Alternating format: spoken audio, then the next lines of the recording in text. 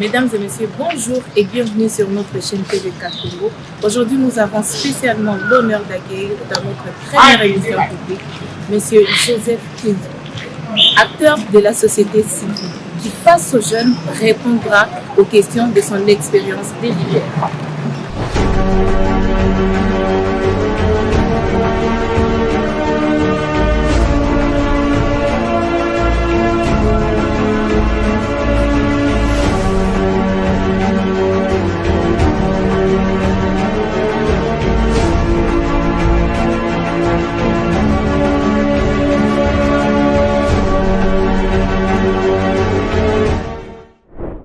Merci de nous suivre ici et ailleurs et bienvenue dans ce tout premier numéro des Héros de l'Ombre.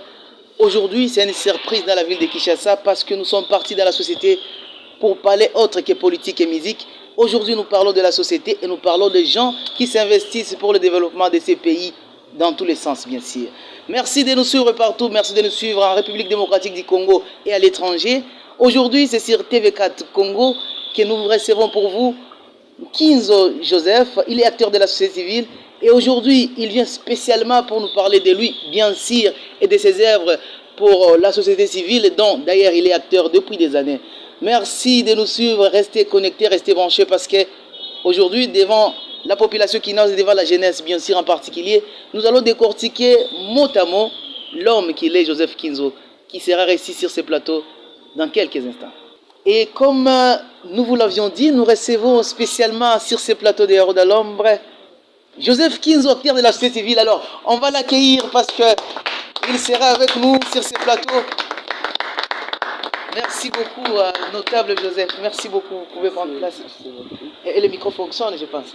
J'espère bien. Ah, d'accord. Joseph Kinzo, bonjour. Bonjour. C'est pour nous, c'est pour nous un honneur de vous recevoir sur ces plateaux. Et d'ailleurs, c'est le tout premier numéro de Héros de l'Ombre. Le tout premier numéro public. Wow, parce que quel honneur. Justement, c'est très important. Quel honneur. Alors, quand nous vous avons donné cette invitation, quel a été d'abord le sentiment particulier? Parce que ce n'est pas quelque chose qui arrive tous les jours. De demander quand même à un notable de venir parler à la jeunesse et de parler sur lui, au-delà de la politique. Je me suis demandé, mais ces gens veulent me tuer ou quoi?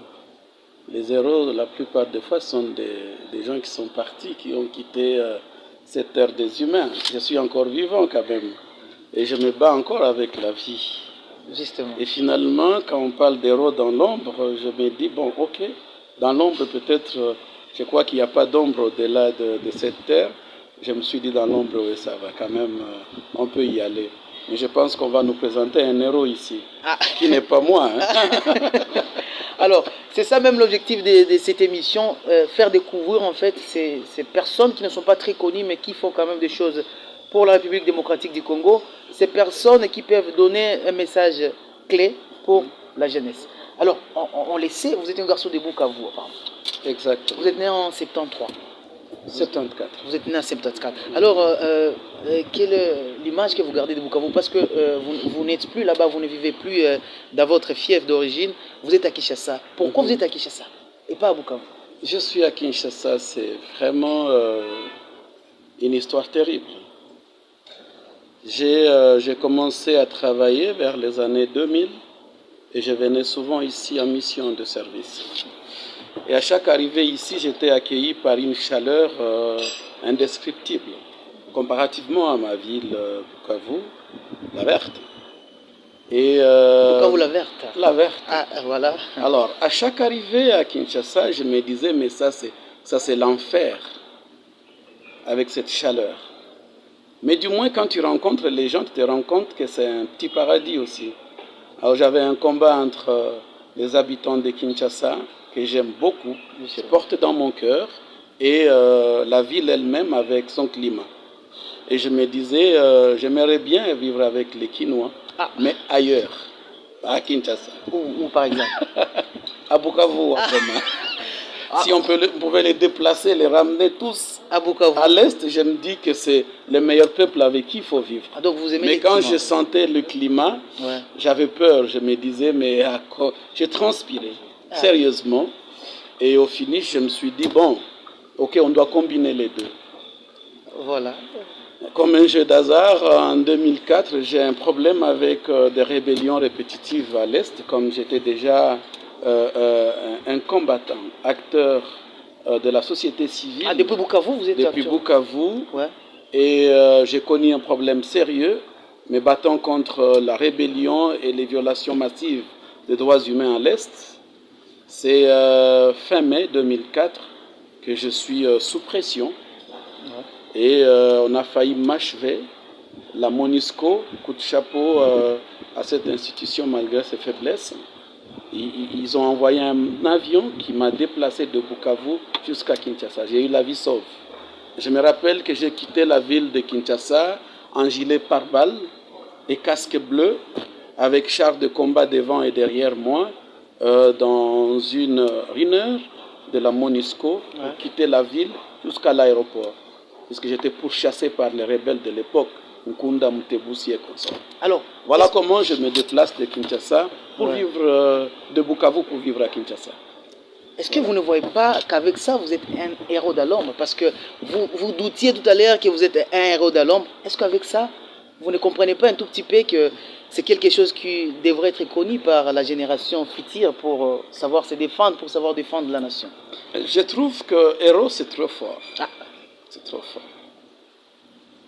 Activiste, oui, ça marche. Un activiste. Ça me colle sur la peau, c'est ma vie. Ah. Je suis un activiste des droits humains.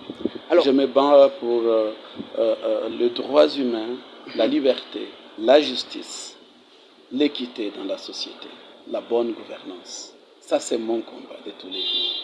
Alors, pour nous, tu es un héros, justement. Quand tu parles de tout ça pour nous, tu es un héros parce qu'en tout cas, nous ciblons dans la société les gens comme vous, par exemple, et tout ça, on ne savait pas. Je vous concède votre concept, mon cher frère. Merci beaucoup. Alors, on va revenir aussi un peu en arrière parce que vous êtes un garçon qui a fait le maths physique au collège Alpha-Djiri. Exactement. Et pourquoi le maths physique? Et aujourd'hui, vous êtes dans la société civile. Vous venez, parce qu'on a essayé un peu de parcourir votre histoire. Vous finissez au collège Alpha-Djiri de Bukavu, justement. Ouais. Vous allons nous parler de cette institution aussi, parce que c'est parmi les emblèmes de la ville, pour les gens qui sont allés. Je n'ai jamais vu une institution qui a marqué ma vie comme le collège Alpha-Djiri. J'en suis très fier. Ah, justement. Alors, en regardant, vous quittez le mathématique au niveau de votre secondaire, et puis vous partez faire autre chose dans la vie. Et c'est ce qu'on va venir découvrir. On est venu découvrir cet avant-midi. Ah, pourquoi ces changements? Ce qui va vous surprendre, c'est que j'étais le plus faible en calcul à l'école primaire, en mathématiques quand je commence l'école secondaire. Mais par défi, puisque j'aime les défis dans ma vie, je me suis dit je dois faire la maths physique pour voir si je puis m'en sortir. J'aime les défis. Et quand il n'y a pas de défi, je me dis il n'y a pas de vie. Ah oui, c'est ça. Alors aujourd'hui, en lisant votre curriculum vitae, qu'on a pu trouver quand même. Ah, vous l'avez ramassé aussi? Bon, ça, ce sont des secrets professionnels. Ça me fait On peur. vous dira ça plus tard. Alors, nous avons quand même parcouru votre curriculum vitae. Vous quittez le collège Alpha-Djiri, vous partez dans les institutions anglophones. Parce qu'en tout cas, vous n'êtes pas resté en République démocratique du Congo. Qu'est-ce qui se passe? Quel est le parcours en fait qui se cache après votre ville de Bukavu? Parce qu'avant Bukavu, ce n'était pas Kinshasa, c'était quelque part. Où vous faites vos études? Mon héros, Papa Chibo Pierre, paix à son âme, il vient de nous quitter il y a à peine 3 mois, a travaillé à la Régie des eaux, il a travaillé à l'Éducation nationale, il a travaillé à la Sokoki et lui voulait à tout prix que je puisse faire les bonnes études, les meilleures possibles. Et c'est pour cela qu'il m'amène au Saint-François qui savait que ce n'était pas n'importe quelle école. Tout le monde a eu à connaître, c'est de Bukavu bien sûr, cette école primaire qui faisait la fierté du Sud Kivu et du Kivu en général à l'époque. Et au finish, il m'amène au collège Alpha-Djiri, mais malheureusement, il va se retrouver au chômage quand je finis avec mes études secondaires. Donc j'ai passé au moins une année, 2 ans de chômage, sans étudier, sans boulot. Et je me suis lancé dans le petit commerce et autres, avant que je n'aille à Nairobi me débrouiller pour mener mes études. Là, je Débrouiller, me prends vous dites. en charge. Comment Je me expliquez-nous, prends en parce que charge c'est très important au ça. plus jeune âge. Comment Je me prends en charge au plus jeune âge et j'ai fait mes études, moi-même les payant pour l'université. Et pour moi, c'était pour honorer mes parents qui avaient une grande vision et qui voulaient réaliser une grande mission à travers ma petite personne.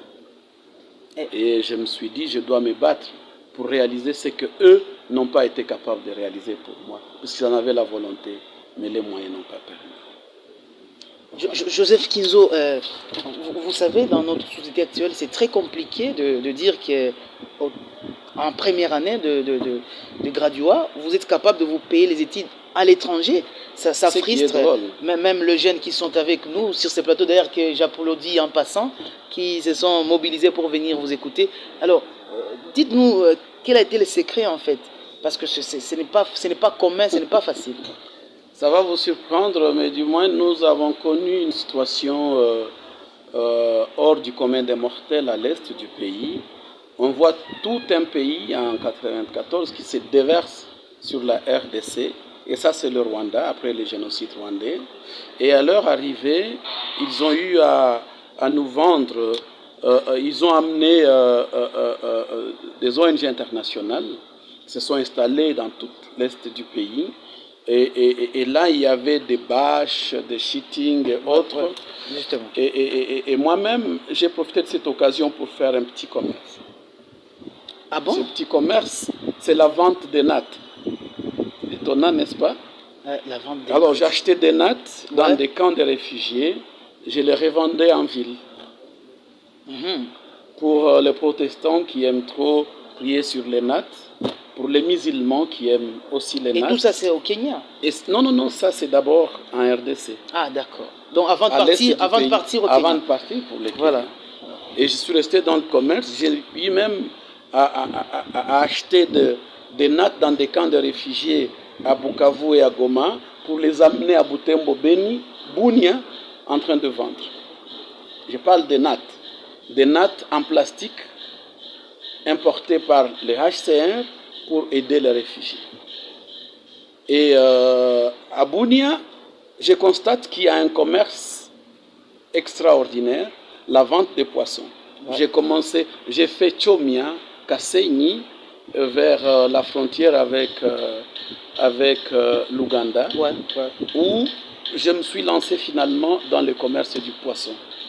Ah, je me rappelle avoir amené des poissons de Chomia, Kasenyi, après Bunia, en fait, et pour revendre à Bukavu. Et là, vous avez quel âge? En ce moment-là, j'ai à peu près 21 ans, 22 ans. C'est extraordinaire, ça. C'est magnifique. Alors, voilà. Alors je pense qu'on va revenir avec cette histoire, mais comme vous le savez, nous sommes dans la promotion de la jeunesse également.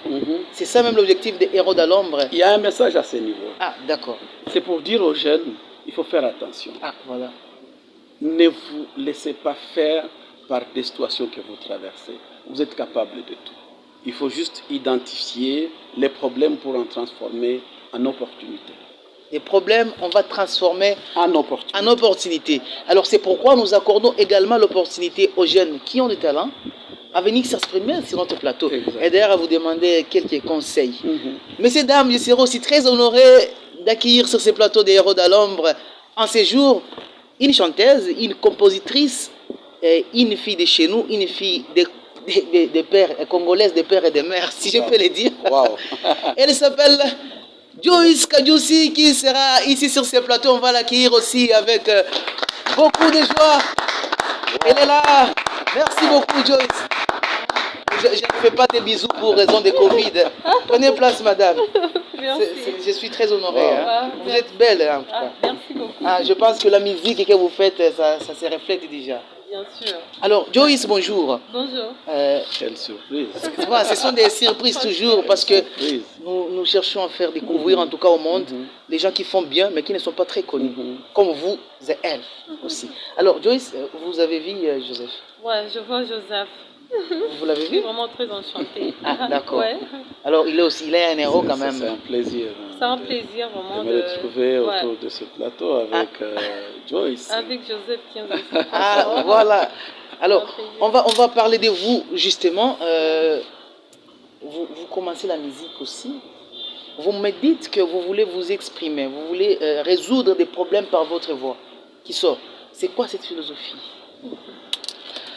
Bon, c'est une philosophie, je vais dire, positive pour moi, parce que l'art, on peut l'utiliser aussi d'une manière transformationnelle de la société positivement. Et c'est pour cela que je me suis dit, je m'engage à faire de ma musique quelque chose qui apporte quelque chose de positif dans la société. Ouais. Quelque chose de positif dans la société. Alors, on le rappelle, nous avons vu sur votre page Facebook et d'ailleurs sur votre YouTube, vous nous présentez des singles. Il y a 2 singles que vous présentez au public où vous essayez de mixer des choses, des langues en fait. Quel est l'objectif de ça en fait? Je vois vous mixer le français, l'anglais, le machi, le swahili. Pourquoi ce mixage en fait? Pour moi, il s'agit de l'originalité. De l'originalité dans quel sens? Quand je fais ma musique, au début, je l'ai fait d'abord pour ma société. Et c'est des choses, ce que je chante, c'est ce que j'observe, ce qui se passe dans la société. Comment faire passer ce message?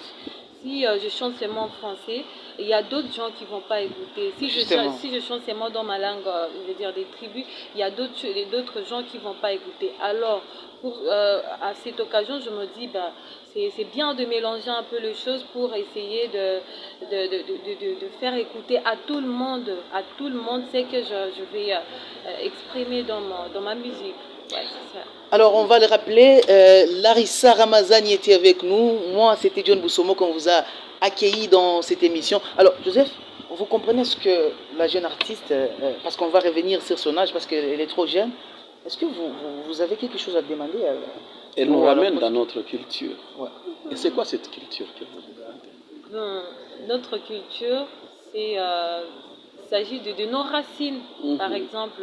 Par exemple, moi, je suis chi. J'adore chanter en machi. Ah, vous êtes chi? Ouais, je suis chi, j'adore chanter en machi et ça me fait énormément plaisir. Pour moi, c'est donner de la valeur, en plus donner de la valeur à ma langue et essayer de raviver, je veux dire, la flamme de ma langue un peu oubliée, qui est vraiment très importante et, dans notre culture, mais et pour moi, je sens que c'est une occasion pour moi que je donne à cette langue la valeur. Ouais. Alors, ça, c'est... Il faut qu'on en ait 420 comme vous. On a 420 langues, 420 cultures. Franchement, ouais. Ce pays est riche. Et c'est ça même. Voilà, un héros dans l'ombre. Voilà, justement. Voilà, merci beaucoup. Mais c'est extraordinaire. Et ça, en fait, ça, nous disons ça en abstrait. Maintenant, je vais vous faire écouter d'abord cette chanson, lancée par la régie, et on se retrouve juste après dans Héros dans l'ombre. Wow.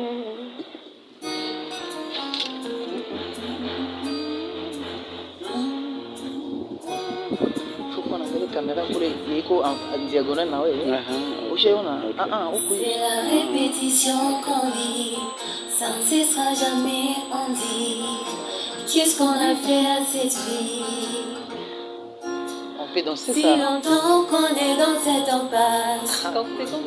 Ah d'accord, moi je me lance. Je ne suis pas très bon. Hein. Comment réussir quand les uns se cassent? On est abattu tellement, épuisé de fuir vraiment, fatigue intégralement. Alors.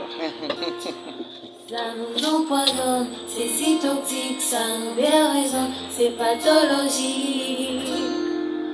Ça nous rend malade, on est vraiment malade, parfaitement malade, malade. Ça nous rend malade, on est vraiment malade, parfaitement malade, malade. Mais on est emporté là. Wow.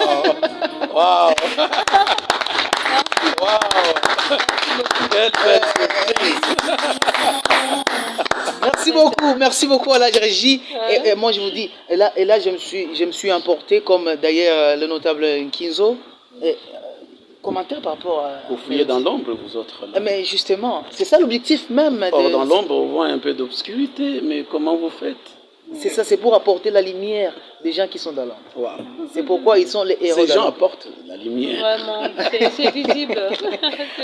Alors, merci beaucoup, monsieur. Voilà, merci beaucoup aussi. Alors, nous sommes justement dans cette émission, nous continuons. Nous sommes en train de remercier d'abord toute l'équipe technique qui est avec nous cet avant-midi pour donner plaisir encore à des millions de Congolais pour faire découvrir les héros d'Alombe. Alors, justement, on va essayer de revenir sur vous avant d'abord de rentrer chez madame.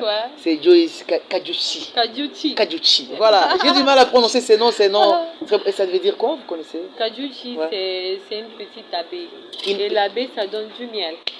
Quand vous nous donnez des miels. Wow. Bien sûr. Mais ça, c'est intéressant. Ça, c'est très intéressant. Bravo, Joyce. Voilà. Alors, je vais rentrer sur vous, monsieur Kinzo Joseph. Alors, pendant 23 ans, vous vous engagez, bien sûr, dans la lutte contre l'impunité à travers la société civile. On le rappelle, vous êtes actuellement président du casque.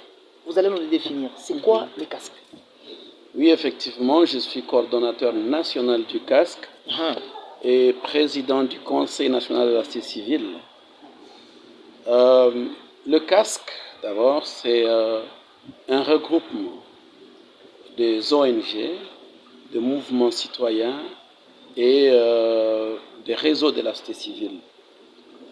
Casque est créé en 2016 par Dr Mukwege, le professeur Mbata, qui est aujourd'hui au Parlement sous le label IDPS, par Georges Kapiamba, qui est à Cage, par Dr Dirk de La Lucha, Rostin de La Voix des Sans Voix,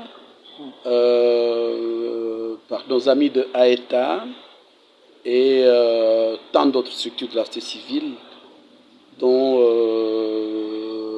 Miché et le Forum citoyen que j'ai représenté. Et nous avons créé un collectif. Un collectif qui crée une symbiose entre les mouvements citoyens et les organisations traditionnelles de la société civile pour la lutte pour l'alternance dans ce pays. 2016, nous sommes en octobre-décembre 2016. Nos espoirs sont par terre. On ne voit plus les élections venir, comme le prévoit la Constitution. Et nous, on s'est engagés dans un combat. On a vu Lucha Filimbi se battre sur terrain. On s'est dit, mais écoute, nous, on a beau écrire, on a beau parler, on a été sur tous les plateaux du monde, adresser un message à nos dirigeants pour une alternance dans ce pays, mais on se rend compte qu'au fil du temps, nos espoirs s'envolent. On n'a plus d'espoir de voir cette jeune démocratie se développer et devenir une réalité dans notre quotidien. Et voilà le combat du casque.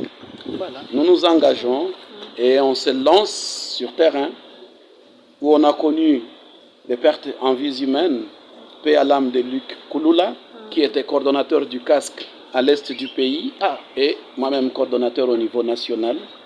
C'est en juin 2018 que Luc est incinéré dans sa maison à l'est, à Goma. Et 5 jours après, on va à l'enterrement à Goma. Ma maison est brûlée ici, à côté, il y a quelques mètres. J'étais ici à Sosimat, sur l'avenue Kassongo numéro 5. Et voilà. On brûle votre maison. Mais on s'est dit, on doit se battre jusqu'au bout pour l'alternance dans ce pays. Dieu merci, 6 mois après, on a des élections qui nous donnent ce gouvernement, ce pouvoir que nous avons aujourd'hui, c'est ce qui est le président de la République. Voilà le combat du casque.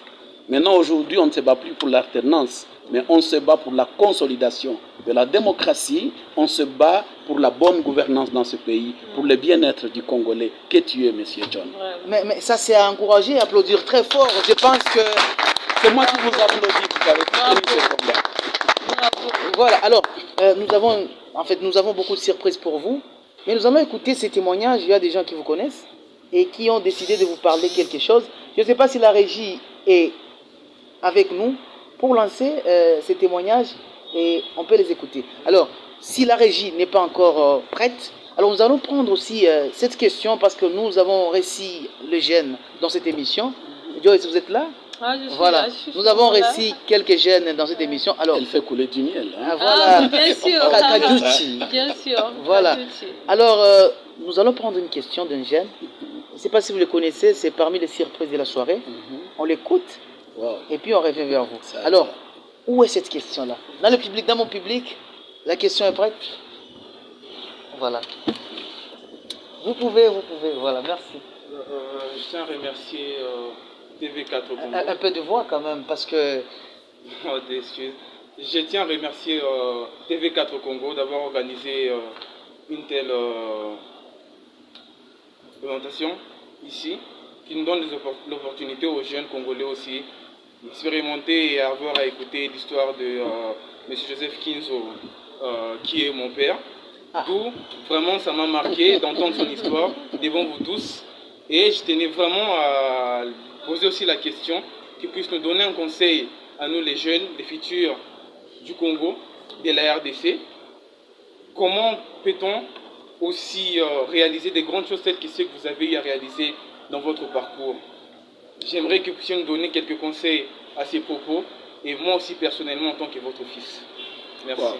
Alors, je ne sais pas si on peut acclamer ça parce que justement, il se peut que nous avons une autre Kinzo, c'est avant midi dans cette émission. C'est quelque chose d'extraordinaire, il s'appelle Jordan Kinzo. Merci Jordan, merci d'avoir répondu présent. Merci de nous avoir fait cette joie quand même, devant votre père. Alors, vous répondez directement avant qu'on écoute ça. C'est une question terrible puisque nous vivons dans ça avec ce monsieur devant moi. Franchement, t'es le père et je suis surpris de le retrouver avec nous sur ce plateau. Ouf, la jeunesse congolaise. C'est une jeunesse qui fait face à des problèmes très sérieux. C'est un pays où on estime qu'être jeune, c'est être bandit. C'est aller dans tous les sens. La jeunesse, pour nous, c'est des troubadours. C'est ça, la société congolaise. La jeunesse, pour nous, c'est des va-nu-pieds, des quémandeurs, des troubles faits. C'est comme ça, notre tradition, malheureusement. Mais ailleurs, la jeunesse, c'est ça même la transformation de la société, l'espoir de la société. Et nous, on s'est dit, nous avons vécu ça. Mais nous devons être la dernière génération à connaître cette situation. Le Congo doit reconnaître cette force qui se cache dans cette jeunesse. Le Congo doit valoriser sa jeunesse. C'est ça l'avenir de ce pays. C'est convaincu les Lumumba et autres, nous devons mettre une ligne rouge pour nous dire plus jamais ça. C'est qu'a connu Luc Nkouloula, Rossi Mukendi. Nous devons mettre une ligne rouge et dire plus jamais ça. Merci beaucoup, ça c'est extraordinaire, c'est magnifique. Alors, je ne sais pas si la régie est prête. Alors, nous allons faire écouter des voix. Vous allez nous dire c'est qui parle. Alors, je ne sais pas si la régie est là. Alors, on écoute ces voix et vous nous dites à chaque fois si vous reconnaissez la personne. Parce qu'il a quelque chose à vous dire. Wow. On va écouter ça. Ça me fait peur, ça. Je reprends le nom de Fabrice Tussanga. J'aimerais dire quelque chose par rapport à la personne de M. Joseph. Pour moi, il est un grand leader, un espoir de la jeunesse congolaise, parce que l'enthousiasme qu'il a lorsqu'il est dans la jeunesse, son influence est vraiment d'une importance capitale pour moi, parce que j'apprends tous les jours de lui. À chaque fois que je suis avec lui, j'apprends toujours quelque chose de plus. En fait, c'est quelqu'un qui pousse le potentiel qu'il y a dans la jeunesse, et ça, c'est quelque chose de particulier que j'aime chez lui. Il nous pousse toujours à travailler au-delà de nos limites. Et ça nous développe. Pour moi, c'est un espoir de la jeunesse. Et c'est quelqu'un vraiment de très bien. C'est un père, c'est un ami, c'est vraiment tout. Hein. Vraiment, c'est quelqu'un d'extraordinaire. Je vous remercie, c'est ce que je peux dire en bref. Merci beaucoup. Bonjour, moi c'est Angèle Mataï. Ce que je peux dire sur le plan professionnel, M. Joseph, c'est un grand formateur, c'est un grand leader. Il m'a donné la chance de travailler à ses côtés, malgré ma petite expérience. Il est quelqu'un de généreux, compréhensif, aussi un grand travailleur.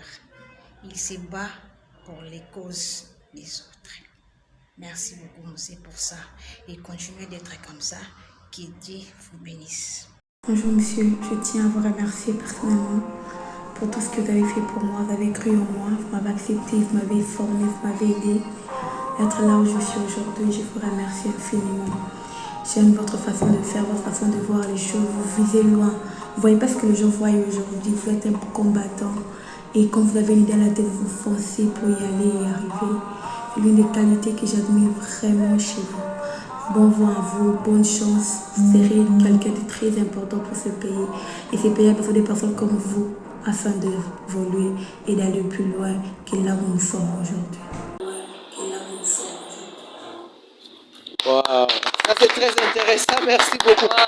Alors, c'est très fort. C'est vraiment très fort. Comment vous avez fait pour réunir tous ces gens? Mais il fallait qu'on sache vraiment si vous êtes un héros pour vous faire revenir. Vous me faites peur. Merci beaucoup. Il faut remercier à toute cette équipe qui est les héros dans l'ombre de cette émission. C'est vous qui êtes héros dans l'ombre. Mais il y a les héros dans l'ombre qui ne sont pas visibles sur la caméra. C'est là les héros dans l'ombre. On peut acclamer pour ces héros dans l'ombre. Merci beaucoup.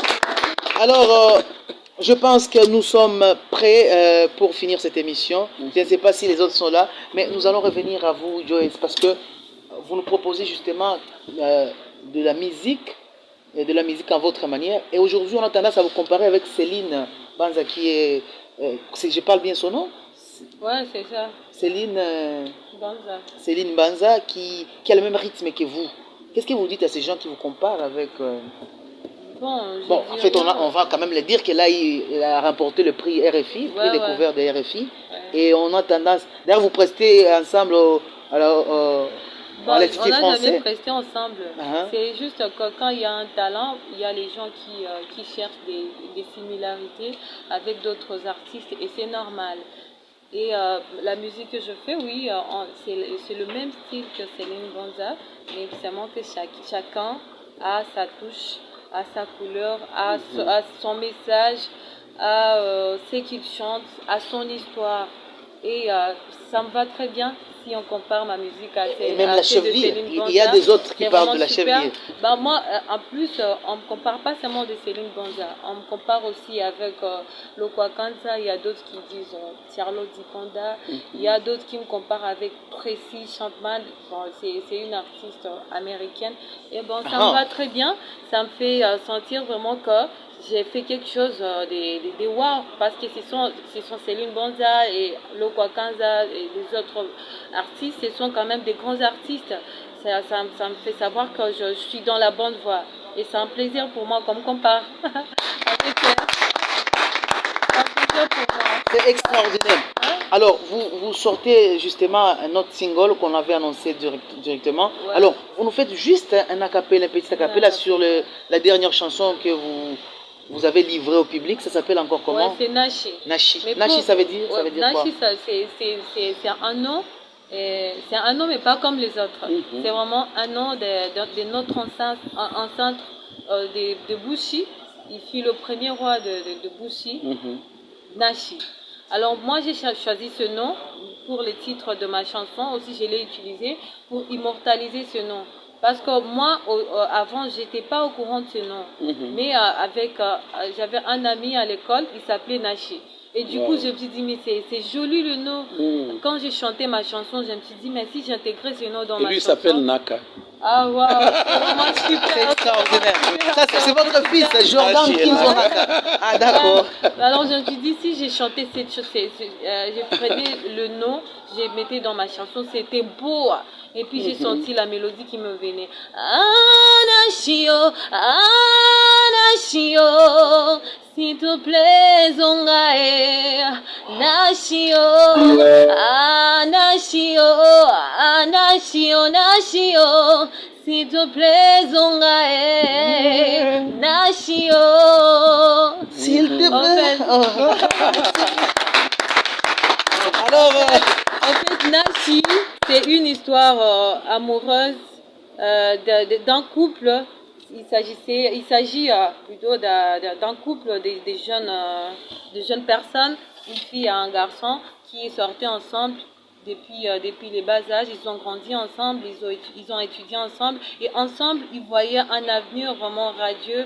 Ils voyaient une belle vie qui les attendait. Malheureusement, après avoir fini les études, il y a eu une séparation parce que le garçon, même la femme aussi, n'ont pas été capables de réunir le moyen possible pour réaliser leur rêve qui était de se marier, de commencer une belle vie. Parce que chez nous, on sait tous, quand on étudie, on dit après les études, nous tous, on espère avoir une vie meilleure. Malheureusement, dans notre société, ce n'est pas le cas. Quand on finit les études, directement, c'est une nouvelle réalité de chômage qui nous attend et que nous commençons plutôt. Et vraiment, c'est triste cette réalité. Alors, j'ai voulu faire cette histoire, une chanson, pour dénoncer quand même ce qui se passe dans notre société. Ce problème de chômage, moi-même, je l'ai connu. J'ai fini les études. La jeunesse n'est pas préparée. Ouais, j'ai fini les études moi-même. J'ai fini les études. J'ai fini en licence en informatique de gestion à l'ISP de Bukavu. Et subitement, je suis tombée. C'est comme j'étais tombée comme ça dans une nouvelle vie, dans une vie sombre. C'était vraiment triste pour moi. J'ai regardé à côté. Il n'y avait pas moyen que je m'en sorte dans la société. Je cherche par-ci, par-là. Mais tu t'en sors. Tu es en train de t'en sortir avec la musique actuellement. Bien sûr, avec la musique. Je suis là, j'en fais maintenant ma profession, mais ça a été très difficile pour moi. C'est d'où est venue d'abord ma première chanson, Déraisonner. Déraisonner, c'est quelque chose qui te perturbe, écoute, tous ces mondes que nous vivons dans notre société, entre autres des guerres, les insécurités, des massacres, le chômage, une mauvaise vie, je veux dire la famine. Et tout ça, on voit comment ça déraisonne. Mais bien sûr, ça fait mal, ça rend malade. Ça rend malade.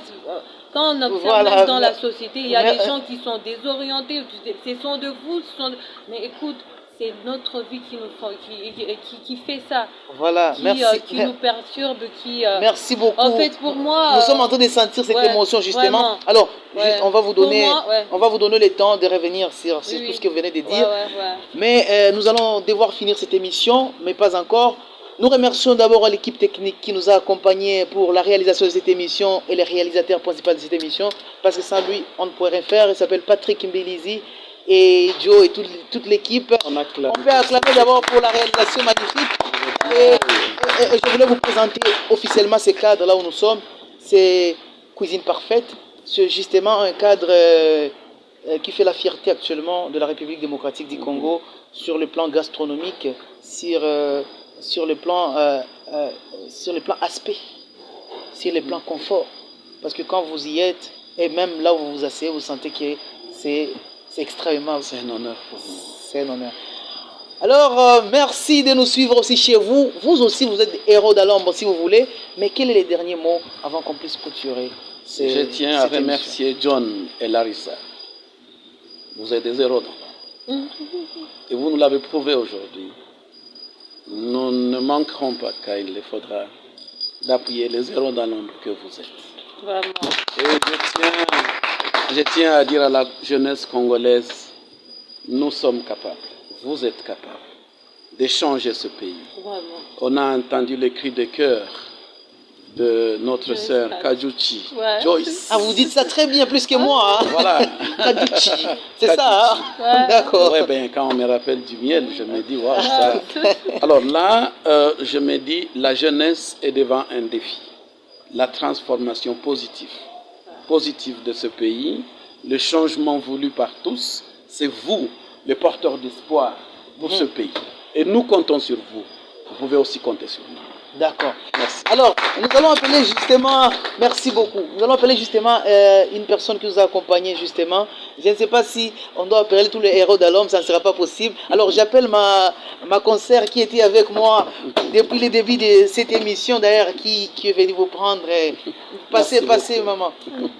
Alors, au nom de toute l'équipe de TV4 Congo, une chaîne de télévision qui naît en République démocratique du Congo, au nom de toute l'équipe technique et la réalisation de cette émission de Patrick Bélizy, qui est d'ailleurs DG, donc même les DG est dans l'ombre. Wow. Les DG de cette chaîne de télévision, ils nous regardent et ils sourient directement. Merci au public qui nous a accompagnés. Merci Larissa. Merci à Merci vous aussi. beaucoup. Merci à vous, nos héros dans l'ombre. Merci. Et nous vous attendons pour une prochaine fois. Merci beaucoup. On vous attend pour une prochaine fois. John Boussomo, que c'était moi. Larissa Ramazani nous a accompagnés. Merci. On se retrouve très prochainement sur votre télévision dans un nouveau numéro des Héros d'Alom. Merci beaucoup. Merci.